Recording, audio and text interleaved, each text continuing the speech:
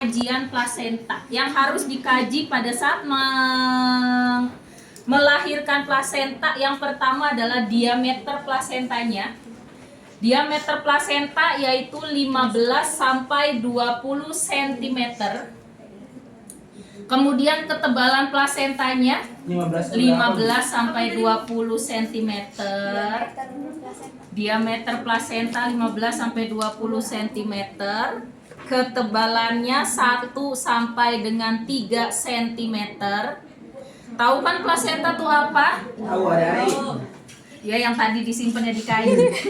Kayaknya mau dimasukin ke ini. Kemudian beratnya 500 sampai 600 gram. Oh, saya baru ingat. Timbangan badan dan timbangan timbangan bayi yang satu paket.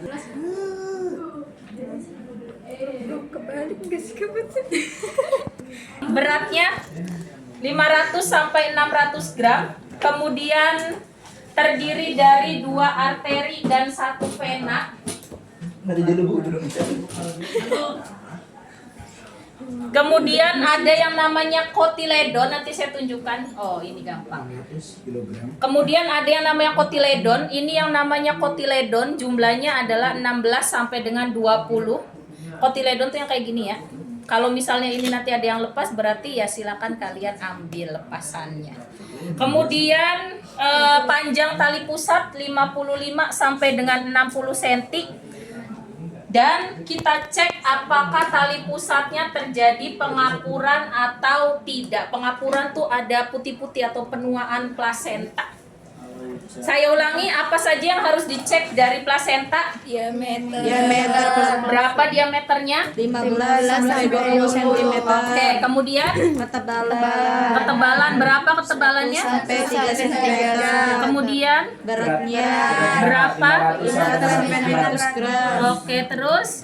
Terdiri dari 2 arteri dan 1 vena. Oke, kotiledon. Berapa jumlahnya? 16 sampai 20. Kemudian Panjang tali pusat berapa? 55 sampai 60 cm. Terakhir? Terjadi pengapuran atau pengapuran plasenta atau enggak? Oke, kemudian ada yang kedua namanya adalah skor Apgar. Pada bayi baru lahir, dia akan ketika dia keluar dari rahim ibu, dia akan melakukan yang namanya perubahan dari dalam rahim ke luar. Jadi dia harus beradaptasi. Sehingga pada bayi baru lahir yang pertama kali harus kita cek adalah bayinya menangis kuat atau tidak. Kalau bayinya tidak menangis kuat, otomatis dari pergerakannya, dari ototnya, dari pernafasannya, dari kulit dan sebagainya itu nilainya rendah. Kalau misalnya bayi itu menangis kuat, otomatis ototnya atau bagian ototnya dia pun akan kencang gitu ya. Jadi dia akan menggerakkan seluruh tangan dan juga kakinya. Tapi kalau bayinya tidak menangis, otomatis dia lemah atau posisinya ya udah kayak gini aja, dia tidak bisa menggerakkan bagian tangan dan juga bagian kakinya. Maka itu nanti akan berpengaruh sama namanya adalah Apgar score.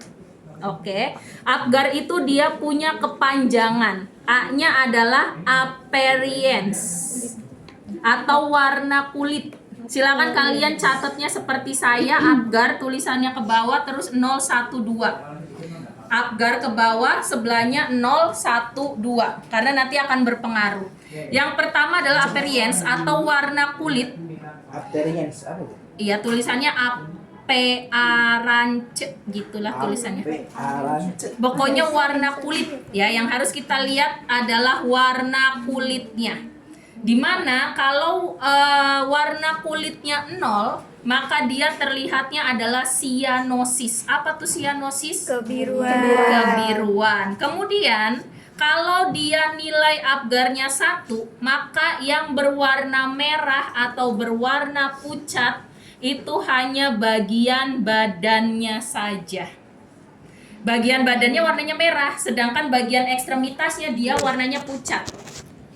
Atau ya dia terlihatnya putih gitu ya. Kemudian kalau yang nilai Apgarnya 2, maka semua badannya berwarna merah. Kalau pucat ya berarti dia tidak kebagian oksigen. Sudah untuk yang warna kulit. Selanjutnya adalah puls atau apa puls? Nadi. Oh iya. Kalau misalnya nadinya pada nilai Apgar 0, nadinya adalah 0. Jadi dia teraba tapi lemah. Kemudian kalau nilai Apgarnya adalah 1, maka nadinya kurang dari 100.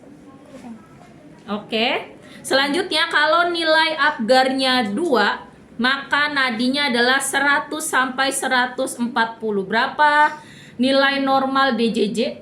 120 sampai 160 kali per menit. Oke, itu adalah nilai dari nadi pada bayi baru lahir, sama dengan nilai DJJ. Hanya kalau nilai nadi pada bayi baru lahir adalah 100 sampai dengan 140. Selanjutnya adalah grimace refleks. Yang pertama nilainya 0, yaitu tidak ada respon. Jadi dia dipegang tangannya, dia disentuh bagian mulutnya, dia tidak berespon sama sekali. Dia dikelitikin telapak kakinya, dia nggak ada respon sama sekali ya. Jadi tidak ada respon. Selanjutnya, jika nilai Apgarnya 1, berespon jika diberikan simulasi atau diberikan stimulus. Jadi dia akan berespon kalau telapak tangannya disentuh, kalau telapak kakinya disentuh baru jari-jarinya bergerak. Sedangkan kalau nilai Apgarnya 2, maka dia berefleks secara normal. Bayi baru lahir ya otomatis dia akan menggerakkan seluruh tubuhnya, nggak mungkin diem aja. Selanjutnya adalah activity atau tonus. Untuk yang nilai Apgarnya 0, maka dia tonus ototnya ya 0, dia tidak ada refleks. Kemudian kalau yang nilai Apgarnya 1, maka dia lemah. Ketika diangkat tangannya, dia akan jatuh lagi kalau tidak diberikan pegangan gitu ya. Kemudian kalau yang nilai Apgarnya 2, yaitu dia akan bergerak aktif.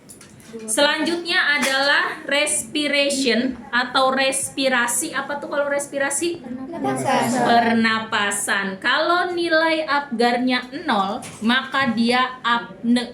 Apa tuh apne? Tidak bernapas. Henti nafas atau tidak bernapas sama sekali.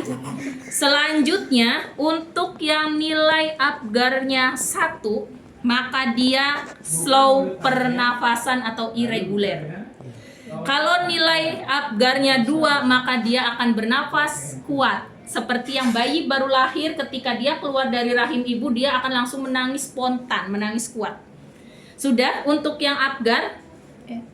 Selanjutnya untuk Apgar ini nanti dia akan berhubungan dengan namanya adalah asfiksia. Apa tuh asfiksia? Apa itu asfiksia? Masalah gangguan pernafasan pada bayi. Normalnya kalau bayi yang baru lahir, dia akan menangis kuat. Patokannya adalah menangis kuat. Kalau bayi baru keluar dari jalan lahir ibu atau dari rahim ibu, dia akan langsung menangis spontan dan kencang. Kalau bayinya tidak menangis, biasanya tenaga kesehatan, dokter, perawat bidan akan mengusahakan yang pertama adalah dicubit. Yang kedua adalah ditabok-tabok atau ditepuk-tepuk. Supaya apa? Supaya bayinya nangis. Mau tahu paru-parunya itu berfungsi atau berkembang atau tidak. Kalau misalnya tidak nangis sama sekali, maka dia akan diklasifikasikan menjadi asfiksia. Asfiksia itu tidak adanya pernafasan pada bayi. Sehingga pada bayi yang baru lahir, dia ada yang langsung dipasang monitor atau dikasih selang oksigen, alat bantu pernafasan, atau dipasang selang ETT. Kemudian kalau misalnya dia memang dipasang seperti itu, bisa jadi yang pertama kali adalah dia keracunan mekonium. Apa tuh mekonium? Placenta. Mekonium tuh. E-nya banyak campur. Dia akan keracunan namanya mekonium atau BAB. Bayi itu sendiri yang kemudian ditelan. Ya. Sehingga dari mekonium itu dia akan terjadinya infeksi pada saluran pernafasan, sehingga bayinya ketika lahir dia tidak nangis dan tidak bergerak sama sekali karena bagian saluran pernafasannya ditutup sama mekonium. Di sini untuk asfiksia ini dibagi menjadi 3. Ada asfiksia ringan, asfiksia sedang, dan juga asfiksia berat. Untuk asfiksia ini dia berhubungan dengan nilai Apgar. Nilai Apgar tertinggi berapa? Nilai Apgar tertinggi adalah 2. Sedangkan Apgar ada berapa poin? A, P, G, A, R. Ada 5. 5 dikali 2 10. Nilai Apgar yang paling tinggi adalah 10. Jadi untuk asfiksia ringan atau dia bayinya itu dikatakan bayi normal apabila nilai Apgarnya 7 sampai dengan 10. Kenapa? Karena dari nilai tertinggi di Apgar adalah 2, sedangkan dari poin Apgarnya sendiri adalah 5. Jadi semuanya dia tidak ada masalah atau memenuhi syarat sebagai bayi baru lahir yang sehat atau yang normal. Kemudian untuk asfiksia sedang itu nilainya adalah 4 sampai 6. Di mana dinilainya? Misal di bagian A-nya atau warna kulitnya dia ternyata hanya badannya aja yang merah. Oke. Kalau hanya badan yang merah berapa nilainya? 1. Kemudian di nadinya ternyata dia nilainya adalah kurang dari 100 atau 90 lah nadinya. Berapa nilainya? 1. Kemudian dari refleksnya dia tidak ada respon sama sekali, tidak bergerak. 0. Kemudian dari tonusnya dia bisa diangkat tapi lemah. 1. Kemudian dari respirasinya dia ternyata pernafasannya irregular. 1. Berapa nilai keseluruhan? 4. Jadi dia dikatakan asfiksia sedang karena nilainya adalah 4 sampai dengan 6. Selanjutnya adalah asfiksia berat. Asfiksia berat nilainya adalah 0 sampai dengan 3. 0 apabila semuanya itu dia nilainya 0. Sianosis, kemudian nadinya 0, tidak ada respon, kemudian tonus ototnya tidak ada, kemudian adanya apne. Itu 5-5-nya 0 dari 5 poin. Atau ternyata salah satunya ada yang dapat nilai 1, maka tetap dia dikatakan asfiksia berat. Oke, sampai di sini ada yang mau ditanyakan dulu? Ada yang mau ditanyakan? Ada yang belum jelas sebelum kita praktek? Persalinan atau APN itu dia ada berapa kala? 4. Kala 1 apa? Kontraksi. Kala 1 apa kala 1? Kala 1 adalah Sampai 3. observasi dengan menggunakan apa tuh yang papan yang kita awal-awal itu? Ini patograf. Oke, yang pertama kala 1 adalah observasi partograf. Kala 2 apa? Kala 2 itu dimulainya keluarnya bayi. Kala 3 keluarnya setelah bayi keluar maka keluarnya plasenta. Kala 4 observasi postpartum atau pos melahirkan. Berapa lama kita melakukan observasi postpartum? Udah pernah saya jelasin. Berapa lama? 30 menit. 15. Selama 2 jam. Yang pertama dilakukan selama berapa menit? 15 menit. Jadi dalam 1 jam itu kita melakukan berapa kali? Berarti 4 kali. 1 jam yang kedua dilakukan berapa kali? 30. Per 30 menit. Jadi kalau 1 jam yang kedua berapa kali kita observasinya? 2 kali. Jadi jam pertama, jam kedua berapa kali melakukan observasi? 6 kali. Oh iya. Apa saja yang diobservasi? Suhu-suhuan. Apa saja yang diobservasi? Apa ya? TTV. TTV apa aja TTV? Takut belum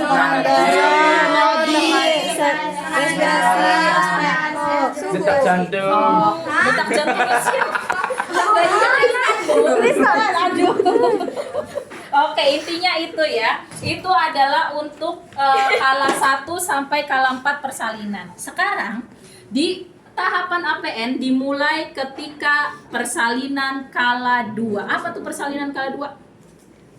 Apanya tadi yang keluar? Bayi. Persalinan kala 2 kita ceknya adalah dengan Doran, Teknus, Perjol, dan Vulka. Itu adalah tanda-tanda persalinan kala 2. Doran, apa itu Doran? Dorongan meneran. Jadi ketika ibunya akan melahirkan, ibunya itu dia sudah ada keinginan untuk terus-terusan mengejan atau meneran. Kemudian ada teknus. Apa itu teknus? Tekanan pada anus. Ketika di bagian jalan lahirnya menonjol, otomatis di bagian anusnya pun dia akan menonjol. Karena ini satu kesatuan, ya kan? Kemudian ada vulka. Apa itu vulka? Vulvanya membuka. Vulva tuh bagian mana? Ya bagian ininya dia akan membuka. Doran, teknus, perjol. Doran, teknus, perjol sama vulka. Vulvanya membuka. Itu adalah tanda-tanda persalinan kala 2. Ketika ada ibu yang mau lahiran gitu ya, dia datang ke IGD ataupun ke rumah sakit bersalin, kemudian kita sudah melihat adanya Doran, teknus, perjol, vulka, dan ternyata sudah pembukaan lengkap, maka silakan langsung disiapkan partusetnya. Partuset itu isinya apa? Ini sudah saya siapkan. Ini namanya adalah partuset ditambah 2 ini ya. Satunya kateter dan satunya squid 3 cc, tapi belum saya sterilkan, belum masuk ke dalam. Ini adalah partuset. Yang pertama kita siapkan handscoon-nya adalah 2. Ini handscoon steril. Kalau misalnya handscoon steril masih dalam bungkusan seperti ini akan menyusahkan kalian sendiri.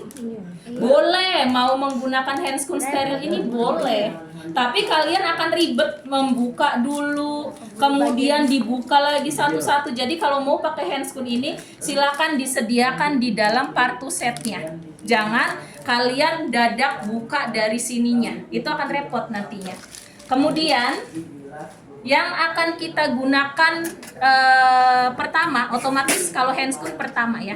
Yang akan kita gunakan pertama adalah ini, namanya pinset.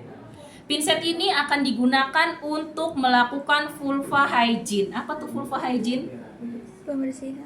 Membersihkan daerah vulvanya atau bagian jalan lahirnya. Di sini kita akan menggunakan juga kapasnya adalah 5. Untuk labia mayora sebelah kanan, labia mayora sebelah kiri, labia minora sebelah kanan, labia minora sebelah kiri, dan yang terakhir adalah bagian klitorisnya. Ya, jadi semuanya ini sudah kita siapkan 5. Kalau misalnya memang ibunya pun mau BAK, boleh ibunya BAK dulu. Karena kalau misalnya ibunya mau BAK kemudian tidak BAK, masa sih kita mau melakukan tindakan ibunya pipis di sini kan? Ini ya dilihatnya. Jadi boleh kalau misalnya ibu-ibu kalau mau BAK dulu selagi ibunya masih bisa menahan mulesnya dan ibunya masih bisa turun dari tempat tidur, silakan ibunya BAK dulu di kamar mandi daripada kita pasang kateter. Kasihan, dia dipasang kateter hanya untuk mengeluarkan urin. Sedangkan kalau sudah keluar urinnya, kateternya akan dibuka lagi.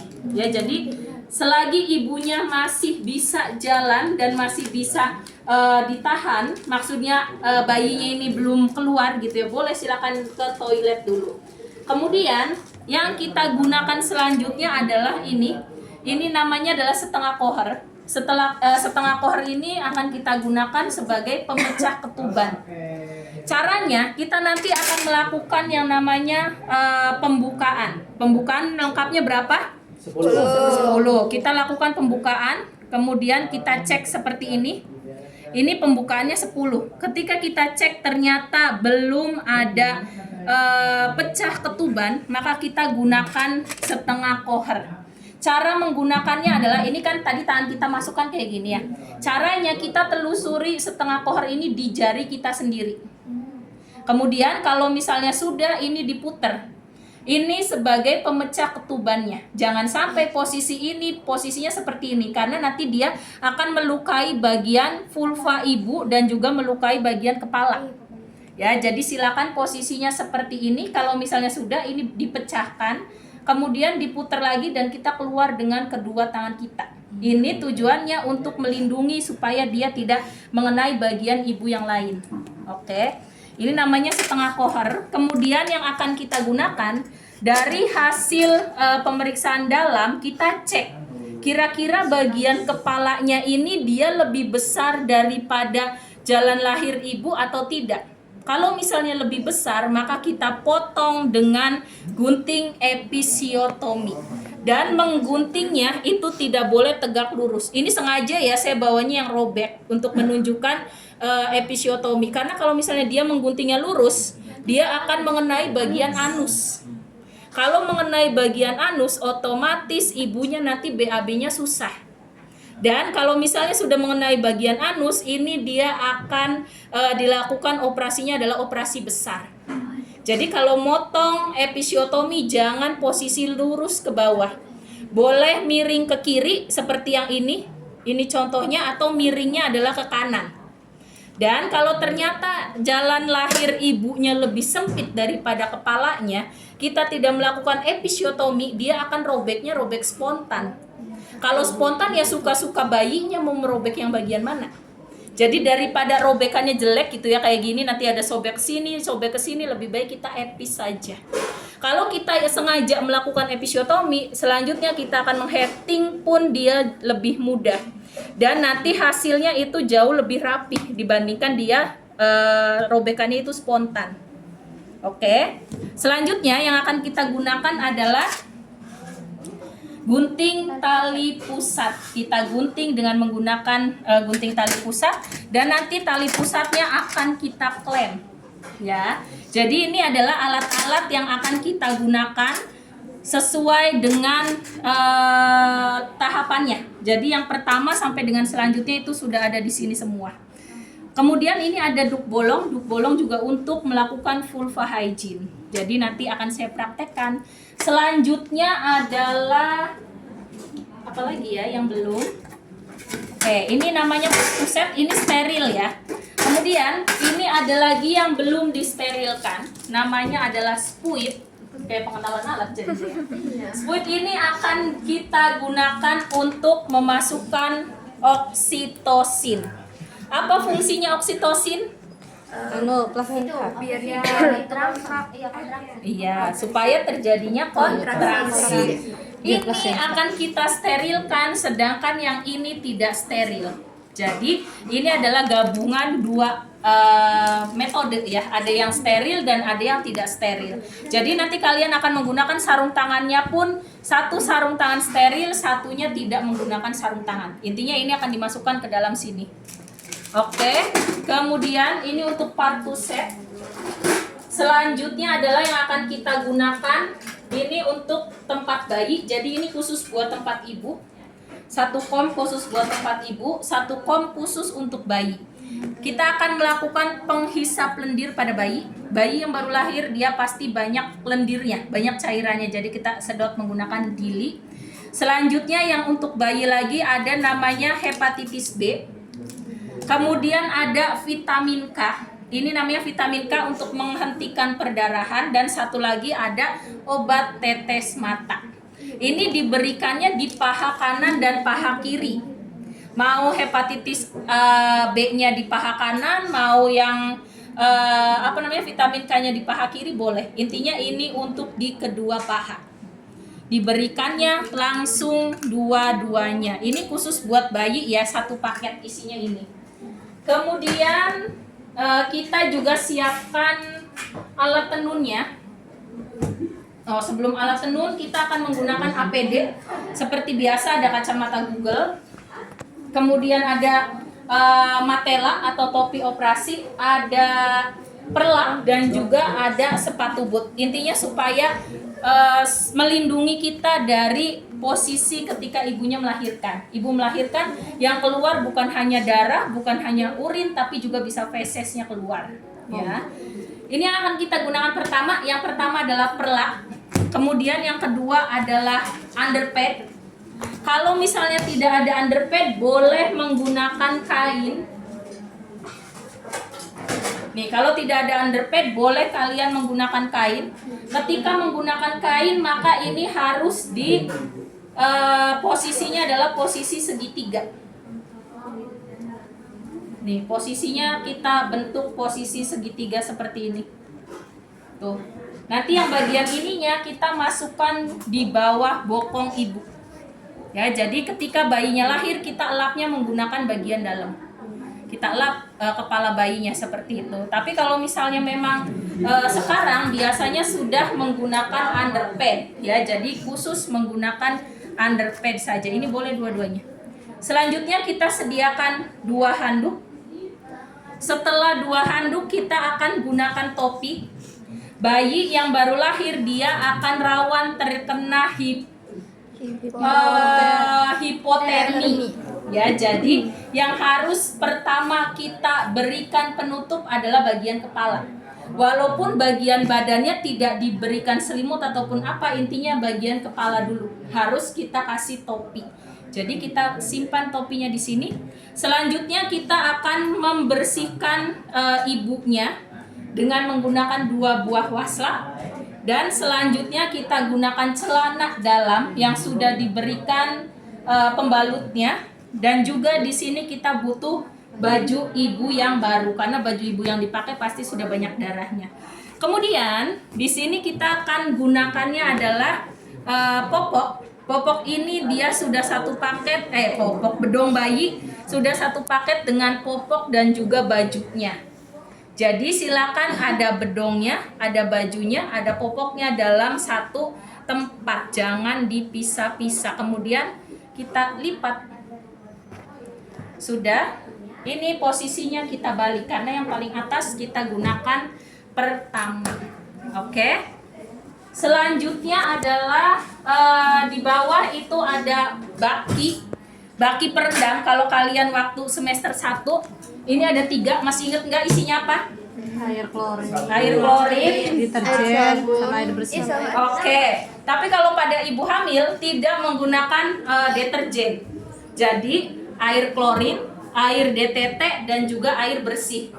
Air klorin untuk bagian perlak dan juga bagian bednya. Kalau sama ibunya nggak usah pakai klorin, nanti panas. Ya. Ibunya kita gunakan air DTT. Atau boleh menggunakan air bersih. Jadi klorin hanya untuk bagian ininya aja. Air apa DTT? DTT, desinfektan tingkat tinggi, yang udah direbus, kemudian didiamkan. Yang direbusnya benar-benar direbus matang, kemudian didiamkan, itu namanya air steril.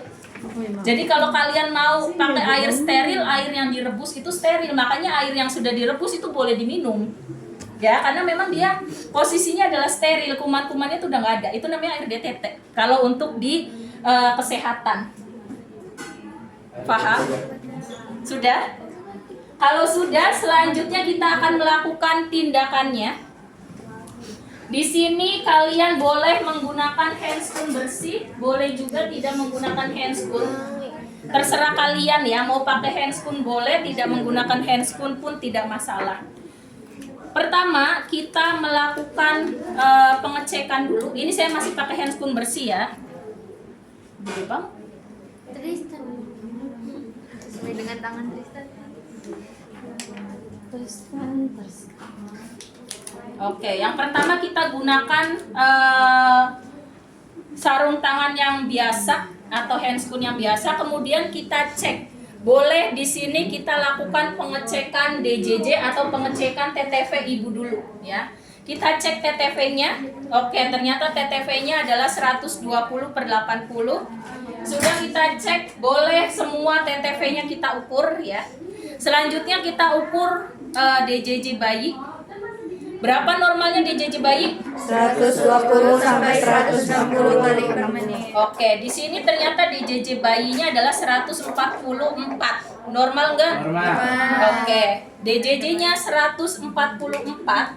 Kemudian kalau misalnya ternyata DJJ-nya kurang dari 120 atau DJJ-nya lebih dari 120, boleh langsung dirujuk untuk tindakan SC. Karena kasihan posisi bayi di dalamnya itu di stres atau dia yang mengalami stres di dalam rahim ibu. Kenapa? Karena pembukaannya mungkin nggak naik-naik atau mungkin memang dia sudah terlalu lama kontraksinya dan bayinya ini nggak ada kemajuan. Jadi pembukaannya itu sudah pembukaan lengkap 10 misalnya, tapi bayinya di dalam nggak bisa keluar karena rongga panggul ibunya terlalu sempit. Ya, jadi kalau hasil pengecekan DJJ-nya kurang dari 120 atau lebih dari 160, boleh dilakukan tindakan SC. Langsung kita rujuk untuk tindakan SC. Selanjutnya di sini kita cek untuk pembukaan kala 2. Apa tuh tanda-tandanya?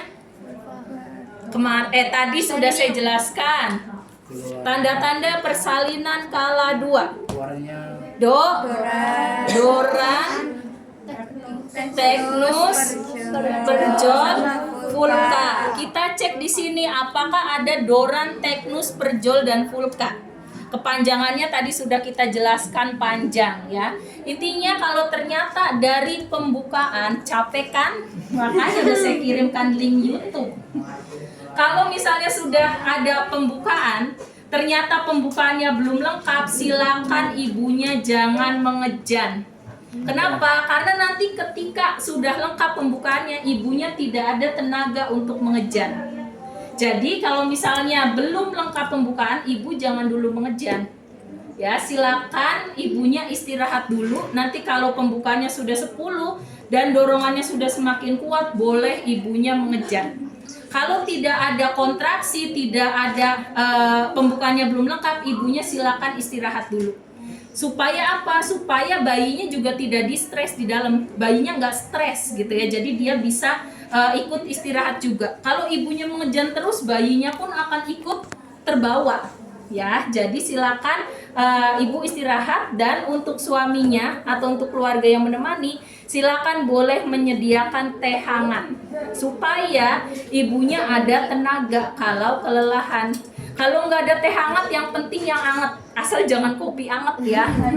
Silakan boleh disiapkan, intinya supaya ada tenaga. Kalau nggak ada teh, nggak ada minuman yang hangat-hangat, boleh disediakan permen. Karena permen ataupun gula akan membantu menambahkan atau meningkatkan energi. Ya, jadi silakan disiapkan.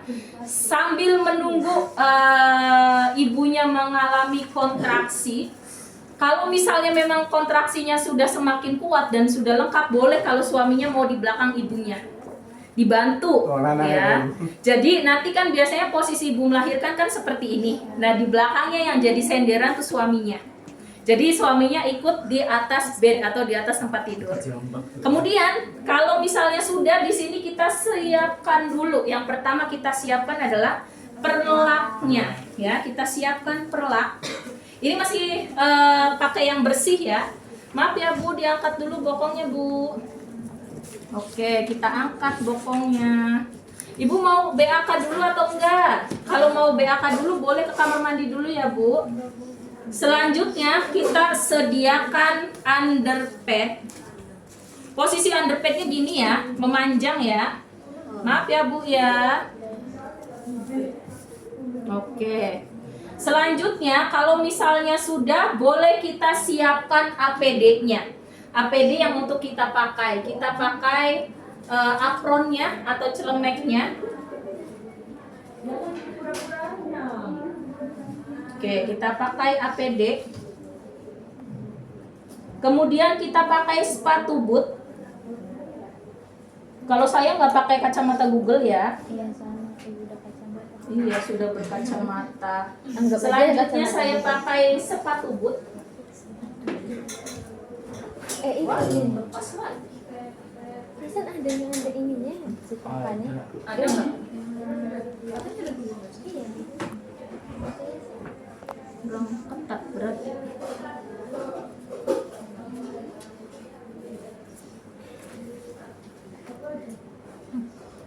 Oke, kita pakai apron, pakai sepatu boot, pakai kacamata Google, pakai masker, dan jangan lupa pakai topi.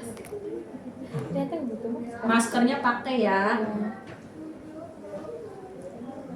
Wajib masker. Tahu kan? Iya sih. Oke, kita cek lagi. Ibu ada keinginan untuk meneran atau tidak? Oke, kita cek lagi. Sudah lengkap belum pembukaannya? Oh, ternyata sudah lengkap. Kalau ternyata sudah lengkap, di sini kita cek DJJ yang terakhir. Sebelum ibunya melakukan persalinan, kita cek lagi.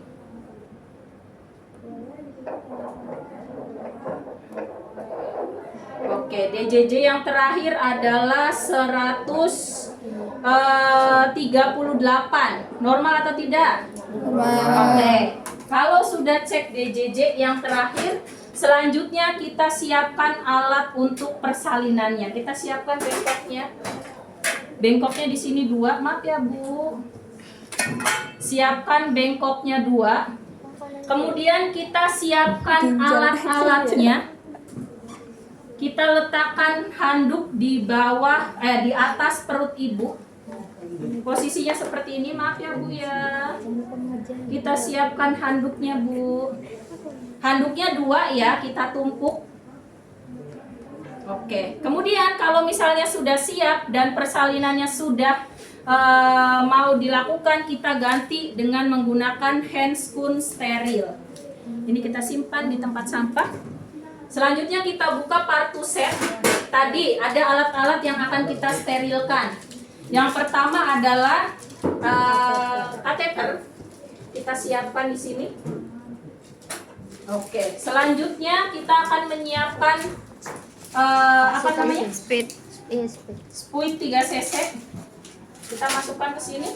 Selanjutnya kita pecahkan oksitosin. Jangan dibuka. Oke, kita sudah memecahkan oksitosin.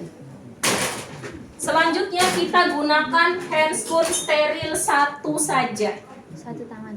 Ya, 1 tangan saja. Kita pakai handscoon steril, kayaknya gede banget nih. Oke, 1 tangan dulu kita pakai handscoon steril. Kita cek dulu ya, apakah ada yang ketinggalan atau tidak.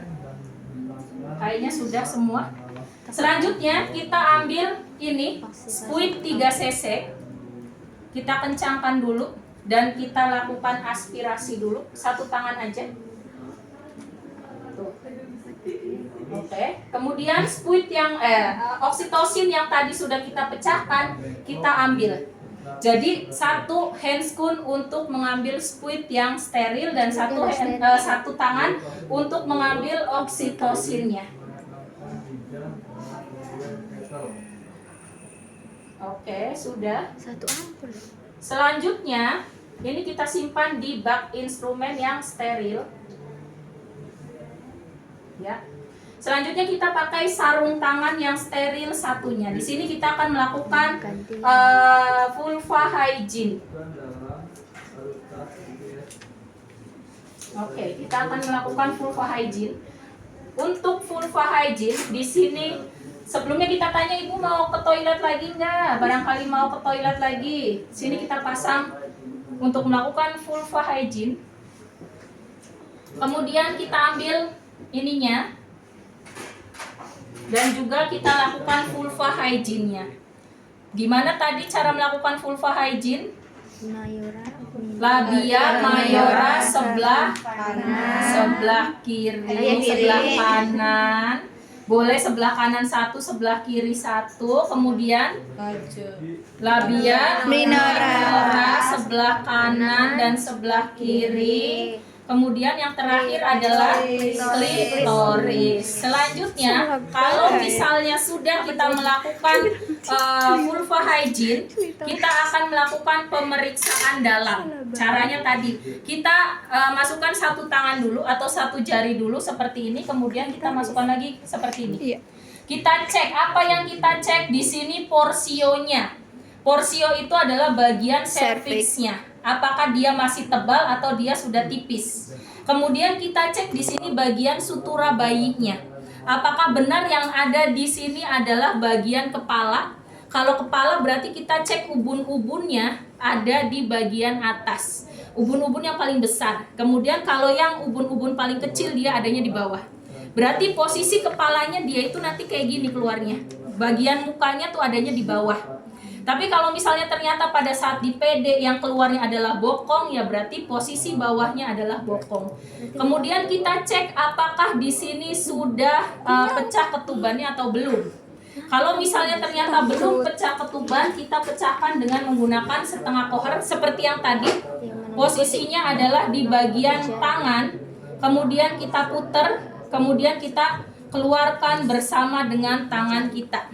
Oke. Kalau misalnya sudah keluar, kita cek tadi kepalanya kira-kira muat atau enggak melewati jalan lahir ibu. Kalau ternyata tidak muat, kita lakukan namanya adalah episiotomi. Episiotomi tidak perlu dilakukan suntikan, ya. Jadi langsung aja kita robek. Oke, sudah. Selanjutnya, kalau ibunya mau BAK, silakan ibunya boleh BAK di sini. Kateternya simpan di sini, kita masukin kateter yang ininya ke jalan ke bagian uretra, ya. Ini kalau mau dilakukan pemasangan kateter, kemudian dikeluarkan lagi. Kalau sudah, ini dilepas. Selanjutnya adalah kita akan melakukan persalinan. Ini masih menggunakan handscoon yang steril. Tapi ini sudah kita gunakan untuk melakukan vulva hygiene. Selanjutnya kita buka. Kemudian kita simpan di bak perendam yang klorin, ya. Jadi simpan di bak perendam. Ini posisinya adalah bagian dalamnya yang ada di luar. Kemudian bagian luarnya masuk ke dalam, kita cuci tangan di air klorin. Selanjutnya kita akan melakukan persalinan. Silakan siapa yang mau jadi penolongnya, silakan di sini. Siapa? Niki? Niki berarti Niki. Niki. Nanti aslinya ini tidak menggunakan baby oil, ya, karena ini kan karet bertemu dengan karet. Jadi supaya lebih alami, saya akan gunakan baby oil. Aslinya mah udah ini ya, Bunda. Aslinya dia ada cairan amnionnya namanya, atau cairan ketubannya. Di sini kita masukin sama bagian bahunya juga. Oke, ini bagian bahunya. Sudah siap untuk bersalin? Sudah. Nanti kalau misalnya ibu sudah siap bersalin, saya akan membantu persalinannya, dan silakan nanti ibu didampingi sama suaminya atau sama keluarganya. Nanti kalau misalnya memang tidak ada kontraksi, ibu jangan mengejan. Kalau sudah ada kontraksi, silakan ibu mengejan sekencang-kencangnya. Kalau kontraksinya menghilang, ya udah ibunya istirahat dulu. Kita pakai handscoon steril yang kedua. Kita sudah cuci tangan steril, sudah menggunakan klorin, jadi tidak perlu menggunakan porentang. Untuk yang ini langsung aja kita ambil handscoon sterilnya.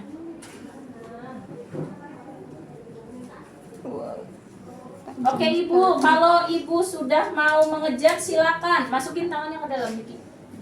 Iya, yang dorong balik bayinya. Masukin ke dalam. Nanti Niki bantu dorong bayi ini, kepala badannya. Ya, dorong ya.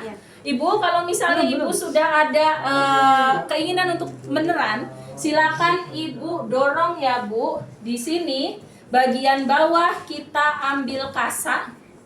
Posisi bawah tangannya adalah seperti ini, bentuk C. Bagian atas tangannya adalah kayak gini. Bagian bawah kita ini tekan bagian perineumnya supaya dia tidak kalau misalnya memang kepalanya besar, dia tidak merobek bagian perineum kemana-mana. Jadi posisinya kayak gini.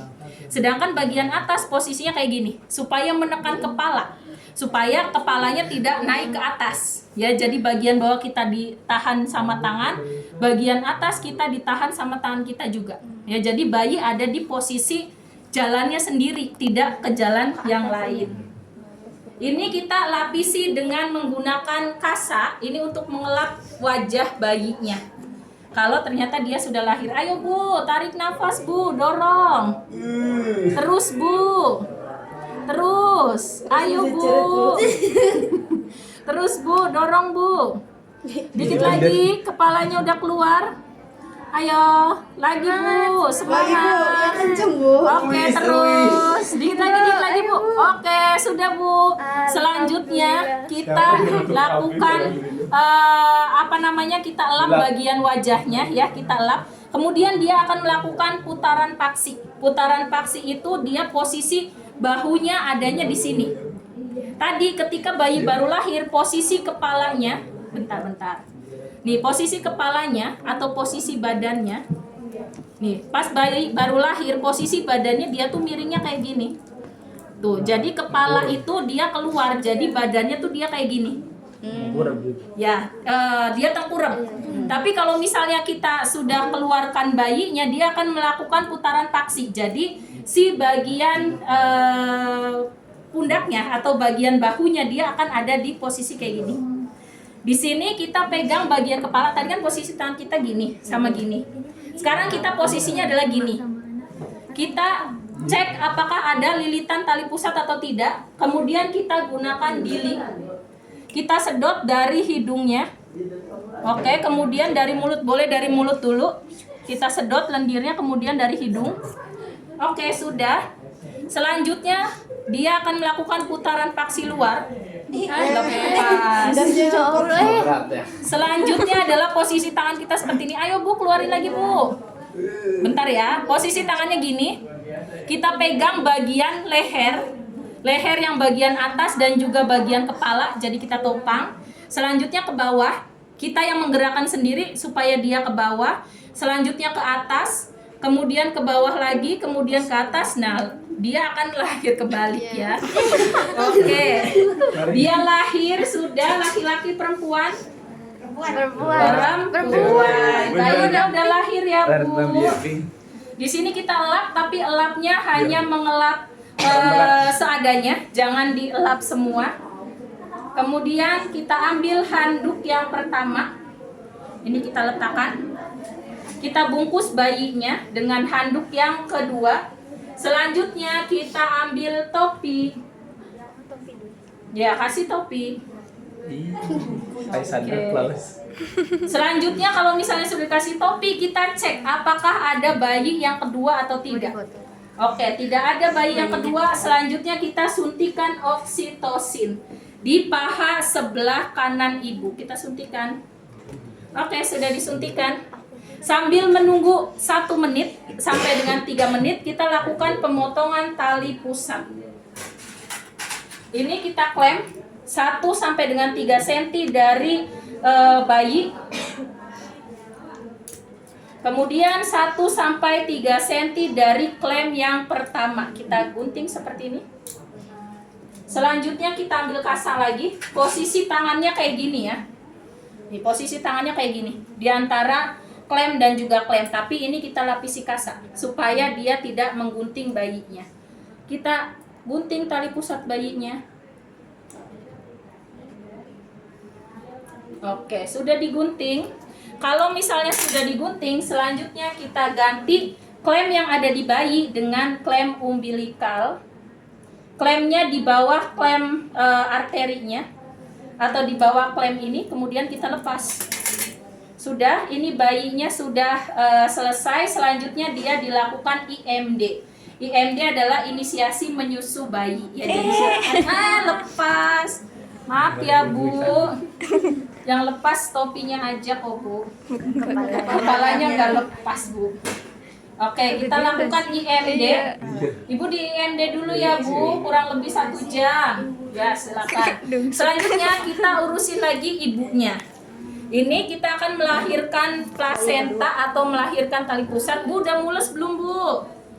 Oke, kalau misalnya sudah mules sama seperti tadi. Kalau mules silakan ibunya dorong untuk persalinan. Ayo Bu. Oke, kalau nggak mules nggak usah mengejar ya Bu ya. Oke, lagi Bu. Oke, ayo Bu lagi Bu.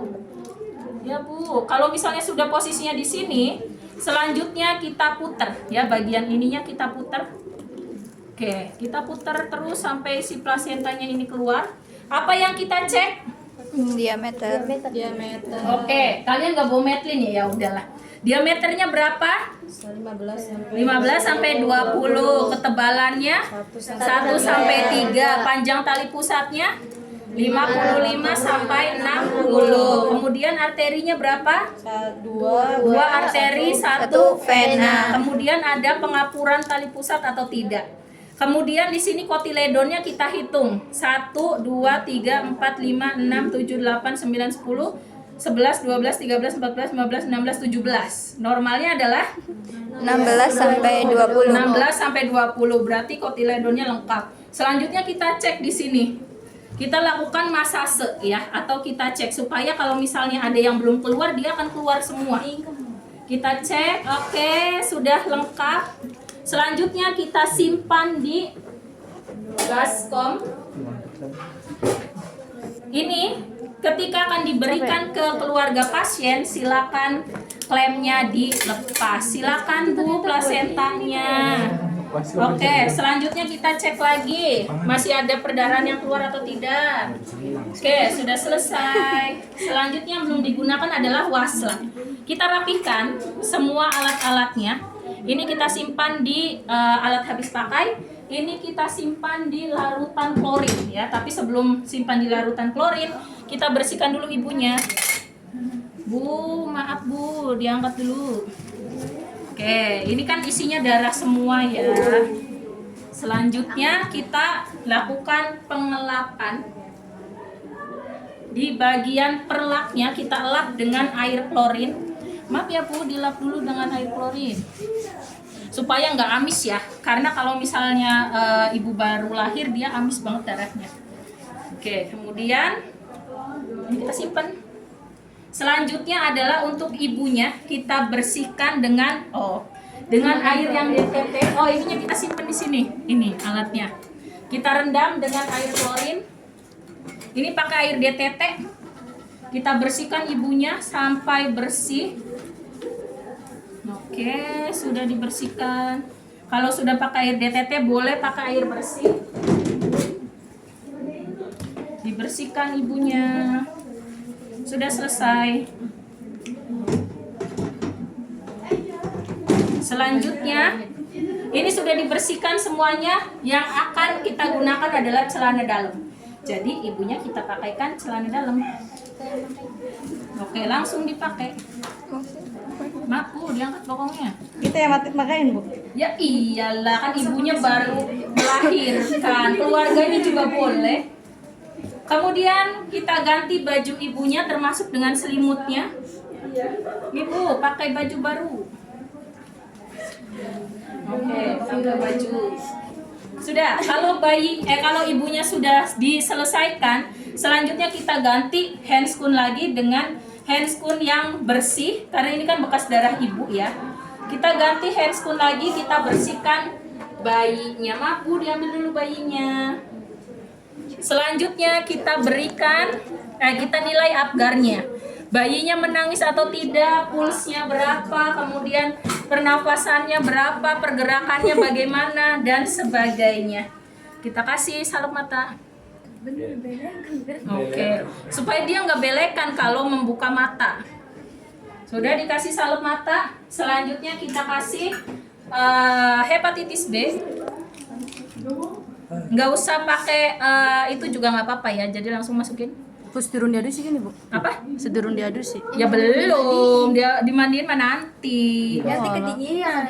Iya, jangan bayi baru lahir langsung dimandiin ya, kasihan. Selanjutnya kita pakai vitamin K di sebelahnya. Sini ya, misalnya pura-puranya nih. Oke, kita pakai vitamin K di bagian sebelah sininya. Oke, sudah dimasukin. Selanjutnya kita lakukan Oke, selanjutnya kita lakukan penimbangan dan juga berat badan dan panjang badan. Ini kalau nanti kalian ujian praktek, silakan tekan tanda yang ini. Sempet enggak, Bu? Ya sempet lah. 10 menit kok. Keburu. Pasti banyak yang lain, Mer. Oke, nanti tekannya yang ini ya. Ini ada timbangan berat badan dan pengukur panjang badan. Bayi tidak ada tinggi badan karena bayi tidak berdiri. Oke, ini ada 2 paket. Kalau yang ini namanya untuk panjang badan. Silakan, di sini ada tandanya. Kelihatan? Iya. Kalau yang ini yang bergerak, ada kan tandanya? Ini berat, ini panjang. Iya. Kilo. Ini yang beratnya. Nanti yang berat ini harusnya di yang rata. Kalau di sini dia nggak bisa ngukur biasanya. Kemudian posisinya kayak gini. Tuh. Ya, bayinya diletakkan kayak gini. Kemudian kita kita ukur panjangnya. Berapa beratnya? Turun 1 kilo. Beratnya berapa? Panjangnya berapa? Panjang 78 gram. 76 gram. Ya, segitulah ya kurang lebih. Kemudian kalau udah kita simpan lagi dan kita ganti, kita pakaikan bajunya. Pakai baju. Pakai baju cil. Oke, pakai baju dulu. Beda. Bajunya sudah kita siapkan. Ini nggak di atas ibu ya. Iya. Ini biasanya di tempat yang biasa ya. Karena keterbatasan lokasi ya. Oke. Sini kita sebentar dulu. Terlalu sih benda. Mau bayi. Selanjutnya kita pakaikan popok dulu. senang Iya. Iya. Iya ya, berarti kayaknya dia apne. Nggak gerak-gerak juga soalnya. Bayi. Pemalu. Iya, banyak yang ngeliatin jadi dia malu. Selanjutnya kita pakaikan bajunya. Pakai bajunya lagi. Ditutup. Selanjutnya adalah kita pakai bedongnya. Oke, tangan satunya dikeluarin, kita bedong bayinya. Ini ada nggak yang khusus ngebedong aja videonya? Nanti saya mau minta, khusus membedong bayinya aja. Kalau dari awal kepanjangan. Selanjutnya ini buat identitas, jadi nggak usah pakai dua-duanya dimasukin ke bedongan. Selanjutnya kita lakukan bedong tuh ya, posisinya kayak gini. Kita ikat bagian belakangnya. Sudah. Selanjutnya kita angkat, sudah selesai. Yeay. Silakan Bu, bayinya perempuan, beratnya 0,74, panjangnya 46 cm. Sudah selesai. Ada yang mau ditanyakan?